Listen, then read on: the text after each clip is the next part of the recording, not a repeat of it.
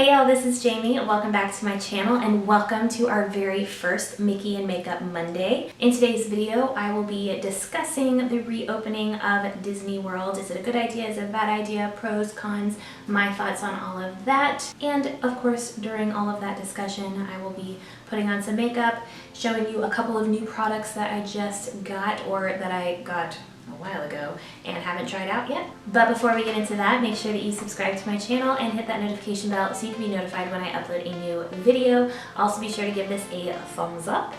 And without further ado, let's go ahead and get into it.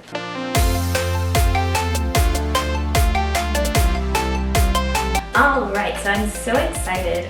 I'm very excited to get this series started. I don't think I've been as excited about anything for my channel as this.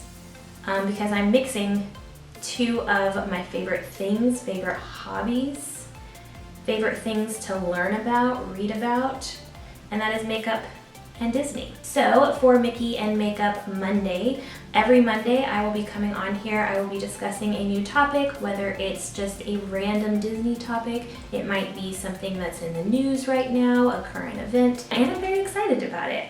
Like I said in my last video when I kind of introduced the idea of this, Disney is my favorite thing to talk about. I know that I probably annoy a lot of the people that I'm discussing things with when I turn any and all conversations into a Disney related topic. I thought that instead of talking their ears off about Disney, which I will continue to do probably, but I thought I would go ahead and get all of my Disney talking out here on my channel. That is what we are going to be doing.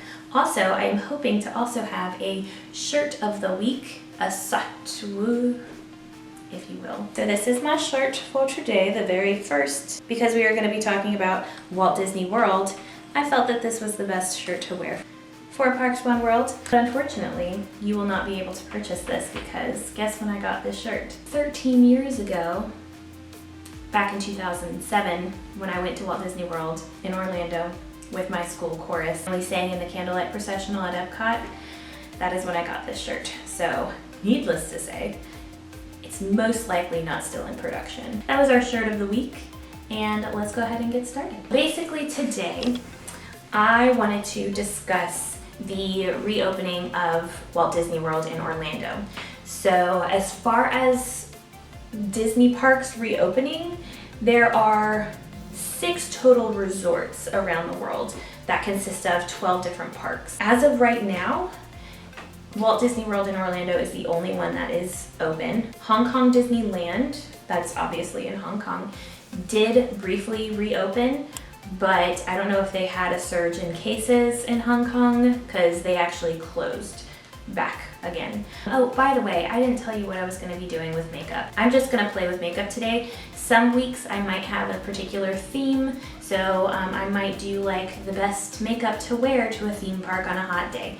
Or I might do a makeup look based off of a Disney character. Today though, because it's the first week and I wanted to see how easy for me it was going to be to talk and put on makeup at the same time, I'm just going to put makeup on. There are a couple of products that I have not tried yet, so I will definitely highlight those when I get to them. We're going to go ahead and get into it with foundation. So I am going to be wearing the NYX Born to Glow foundation today. I am in the shade Buff. I was kind of comparing this a little bit to my 4-in-1 tinted moisturizer from Pure as far as the amount of glow that you get. So yeah, Disneyland over in California, they had a reopening date set, but then, you know, California closed a lot of things again, and so they have postponed it and they don't have a set reopening date. But Downtown Disney over at Disneyland is open. I keep shaking this. How long do I need to shake it?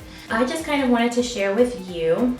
Now, I have not been to any of the Disney parks since they reopened, so my opinions are based on just things that I have seen from videos, from articles, things that I've seen, things that I have read. I did mention in my last video a couple of the channels that I like to watch, and both of those channels that I mentioned, they have been going to the parks and giving kind of very detailed videos about everything that you would need to know about going to the parks. right now since they have reopened. I do feel like I have gotten a good idea of what things are like. This is my opinion. I am not a doctor, I am not a scientist. I don't do anything with infectious diseases. So, and of course, like I said, I have not been there myself to Disney World since it reopened. But I thought I would kind of share with you guys some of the pros of Walt Disney World reopening and some of the cons. I've got about 3 pros and about 2 cons. I tend to talk a lot, so I figured I would keep it to a minimum, my list.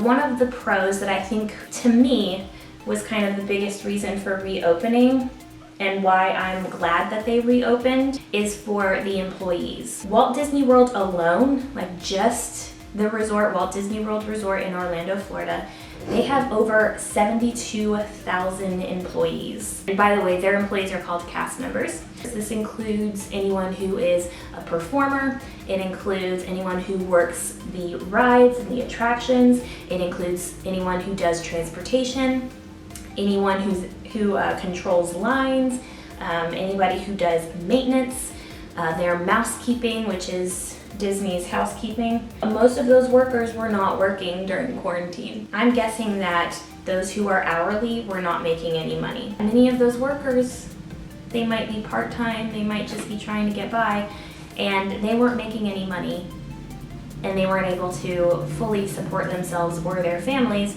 during quarantine. With it being reopened, they can get back to work, they can start making a paycheck, and they can start supporting their families, because if you really think about it, right when we went into quarantine, probably not a lot of companies were hiring. So it probably was difficult for them to get a job other than their job at Disney, because a lot of other businesses were closing as well. I am glad that they are back and they're able to make a paycheck, able to support their families, support themselves. So yeah, that I think is definitely a pro to Walt Disney World reopening. Hey guys, so I am in the middle of editing this and I was looking at an article, which I know I probably should have read this before I actually filmed this video, but it looks like they have about 77,000 employees. Out of those, about 200 were considered essential workers and were able to remain on the job, including those in housekeeping, custodial, and lake patrol positions. All other positions were placed on furlough. They were able immediately to enroll in state unemployment benefits, so they were able to keep their health care benefits with free health care for a year. But it doesn't look like they were making a wage. We are going to move on and I'm going to kind of go back and forth, pros and cons, cons. But we're going to talk about the first thing that I think is kind of a negative to Walt Disney World reopening.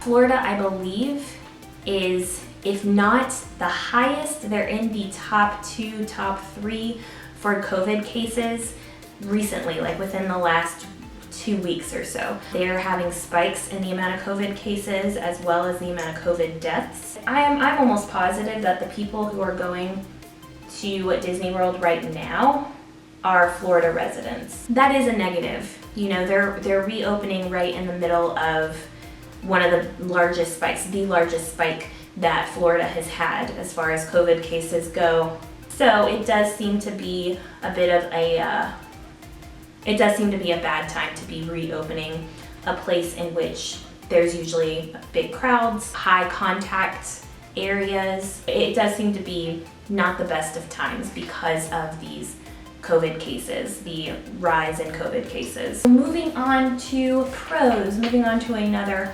positive thing about Walt Disney World reopening.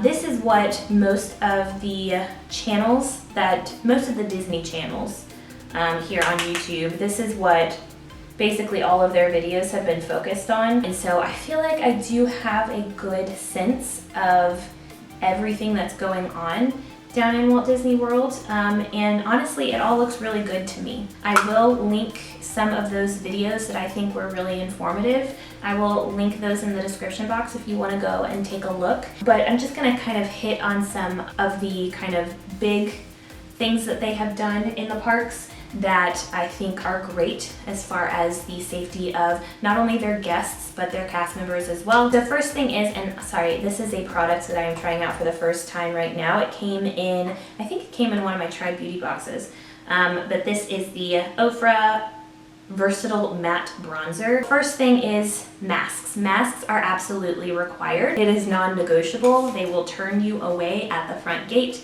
if you try to come in without a mask. Gaiters are not allowed, bandanas are not allowed. You have to have an over-the-ear looped mask. That's something that I think is great because honestly, I think that's one of the easiest ways that we can protect ourselves and everybody else. Masks, unless you really have an N95, masks are typically to protect other people from you. So that if you sneeze, if you cough, if stuff flies out of your mouth while you're talking, it gets stopped by your mask and doesn't go into the air, doesn't go on to other people. You cannot take your mask off during pictures, you can't take them off during the rides. The only times that you can take off your mask is if you are actively eating, so actively putting something in your mouth. If you are sitting down, like at a restaurant eating, and yeah, I think those are the only times that you can actually take it off. I like this bronzer, by the way. So that seems to be something that is pretty seriously enforced. They also have a whole team of people who are just walking around. I forgot what they called them. The people who are just walking around making sure that people are wearing their masks, are staying socially distant, which brings me to the next point. They have social distancing markers everywhere. So they have them to get onto transportation. They have them to get into the actual gates. They have them to get on all the rides. They have them to get into the restaurants. They have social distancing markers everywhere. And that actually brings me to my biggest point. They are capping the amount of people that can walk into that park. So I think they're only at 20 to 30% capacity right now. I know a lot of the people who think about Disney World and they think about all the crowds and the fact that you basically feel like you're in a sardine can. Take that down by 80%. That's the amount of people that are actually in there. So based on all of the video that I have seen of people who have spent a full day in the parks, it's not that hard to socially distance at the parks right now. You have to have a park reservation to enter into a park, and so they keep the number of people who can get reservations down to about 20 to 30% of their full capacity. That is a great thing I think that they have done. They have also canceled parades. They have canceled any nighttime spectaculars, fireworks, meet and greets. They don't have those anymore because those are things that people tend to crowd each other to see, especially parades. If you've ever been to Disney World and have tried to get a good spot at a parade, people are like this. You're like, excuse me. They've also canceled shows that have live performers, such as Festival of the Lion King over at Animal Kingdom, as well as Finding Nemo the Musical. Up no longer has human performers. They still have the birds. A Voyage of the Little Mermaid over at Hollywood Studios is canceled. Beauty and the Beast, the stage show, is canceled for right now. I think that they're doing a lot of things to ensure that people are safe, that we are able to socially distance ourselves. Some of the pre-shows are not there. For instance, at the Haunted Mansion, the stretching room is no longer a thing. You just kind of walk through it. It's part of the queue. During the Millennium Falcon Smuggler's Run, that pre-show with Hondo is not there. You just kind of walk through that. So I think they're doing everything possible. And I was just telling my family recently, based on videos that I've seen and based on my real life experience just out and about at my local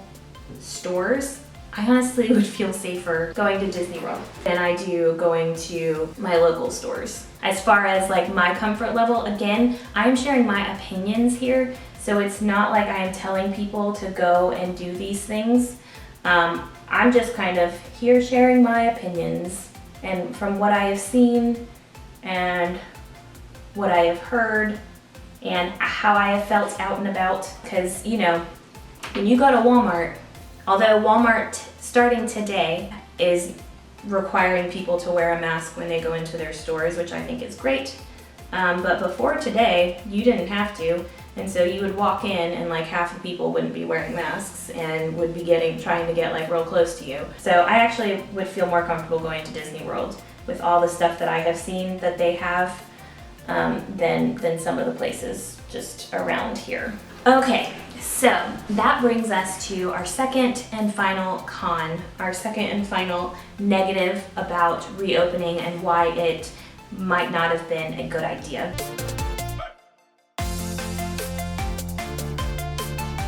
So the first point that I'm gonna make with this is that I was watching a video, and I think it was on the Tim Tracker's channel, and he was saying that basically the ticket prices are the same. So the ticket prices for a day at one of the parks is still the same today as it was when it was open back in February, March. I don't think that's fair, because you are getting an abridged version of the park. You're getting a different experience, and you're not getting the same full experience as we got before. As I said before, we're not getting any parades, we're not getting any fireworks, we're not getting any of the stage shows that are super popular, like Finding Nemo the musical, like Festival of the Lion King, like Fantasmic, that kind of makes the price of a ticket worth it. You're basically just getting the rides. One of the best parts of Haunted Mansion is the stretching room, and that's what really gets you in the mood for that ride and gets you like pumped up and ready for that ride are the pre-shows. Those are not happening. I think the pre-shows are still happening, and it's almost the full experience in Rise of the Resistance. You know, most of the shows that have pre-shows, it's not a thing. Different parks, I think, get away with that. So like Magic Kingdom, I don't think it matters as much because they have more rides that are just rides and not as much like shows within a ride. But places like Animal Kingdom, I think, has really suffered the adjustments that they're having to make.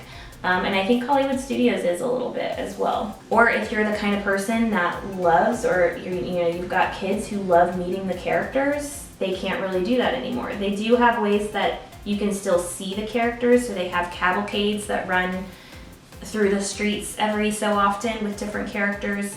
They do still have a couple of character breakfasts that are available, but the characters are not going to come to your table. They might get within 6 feet of your table so you can like get a quick selfie. They won't sign your autograph book. They give you like this little card that has their autographs already on it. It's just not the same experience. You are getting a shortened experience for the same price, which is that in and of itself I don't think is fair. So I am going to use the e.l.f. bite-size eyeshadow. This is the cream and sugar one. I got this like about a month ago and I still have not even opened it. I think it's worth going for people who go every year, for people who are annual pass holders and they go like at least once a month. Some people even go, if they live really close, they might even go like once a week. I think it's worth it for people like that. But for those who, like me, I haven't been since 2013. This was supposed to be like our first big trip in 7 years to Disney World, and we probably won't go again for another few years. Or if this is something that you've been saving for forever for, and this is like your once in a lifetime trip, I don't think it's worth it. I think for different people, it might be worth it, but I don't quite think that it is worth it right now. All right, so the last point that I was gonna make, I'm gonna bring it back to the pros, a positive. We're gonna end this on a positive note.